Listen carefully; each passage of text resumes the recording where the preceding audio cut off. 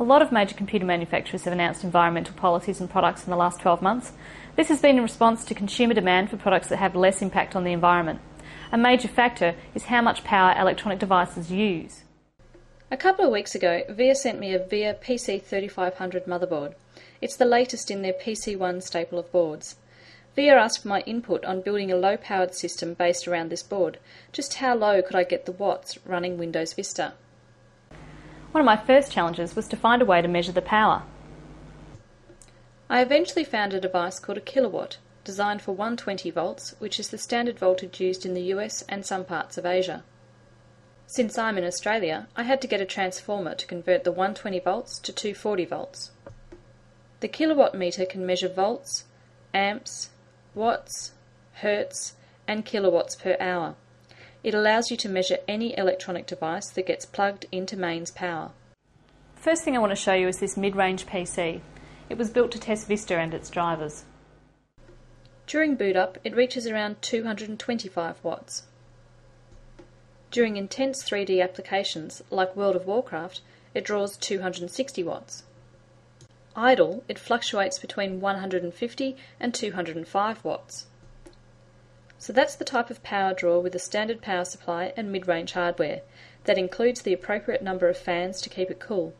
How can we reduce this power usage? The VIA PC3500 comes with integrated network, sound, graphics and CPU.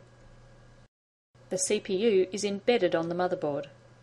It's a VIA C7D processor and it draws a maximum of 20 watts. I tested a number of different PSUs. The low-watt PSUs in most cases actually drew more power than other PSUs with more capacity. The wattage labelled on a PSU indicates the maximum amount of wattage it can supply. Just because it says it's 380 watts doesn't mean that it will consume 380 watts. It's only going to consume the power drawn on it from the devices connected to it. All PSUs also waste power through resistors, capacitors and cooling within their own design. The power supply I chose to use is the Antec EarthWatts.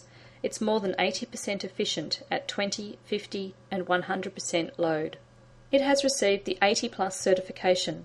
This particular PSU, compared to every other one I have in my office, reduced the power drawn by the system by up to 20 watts. When building this system, I considered the practicality and price. Laptop hard drives and solid-state drives do suck down less power than SATA or PATA, but they are a lot more expensive and it means the overall design of the system cannot fit into a normal case. Choosing a mid-level hard drive does save you overall power. The difference between a 7200 RPM SATA drive and a 5400 RPM PATA drive was 6 to 10 watts constant power draw. When it comes to a case to house your low-powered system, get one with as few fans as possible, plenty of natural ventilation, and made of alloy. Alloy is a much better heat conductor than steel. The VIA PC3500 motherboard is a micro ATX form factor. There's a huge variety of budget micro ATX cases.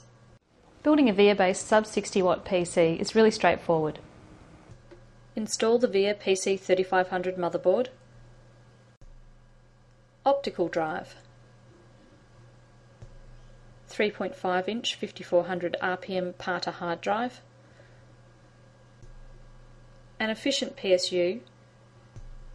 1 gig of RAM. Make the cables neat to assist with airflow. Plug in the mouse, keyboard and monitor. And finally the power. I previously installed Vista on this system when I was testing all of the components out of the case. During my tests, the system has had a maximum power spike of 58 watts during boot up. When it's idle, it sits under 40 watts. The CN896 chipset features VIA Chrome 9 HC integrated graphics, which has received the Windows Vista Basic logo. The graphical interface Aero does not run. The Vista Basic GUI runs instead, and Vista is quick, smooth and responsive. Running Windows Vista's performance test, power consumption doesn't go over 50 watts. In fact, the only time during system use that I have seen the system go over 50 watts is when it's playing a DVD. The VIA PC3500 system consumes just 22% the power of this system, which is representative mid-range PCs. If If you apply that to a lab of, say, 30 PCs in a school, university, call centre, the cost saving of the energy bills is really quite impressive, not to mention the environmental benefits. With the VIA PC 3500 mainboard, system integrators, NGOs, schools and universities can build cost-effective sub-60 watt PCs. I'm Fiona Gatt from VIA Arena. See you next time.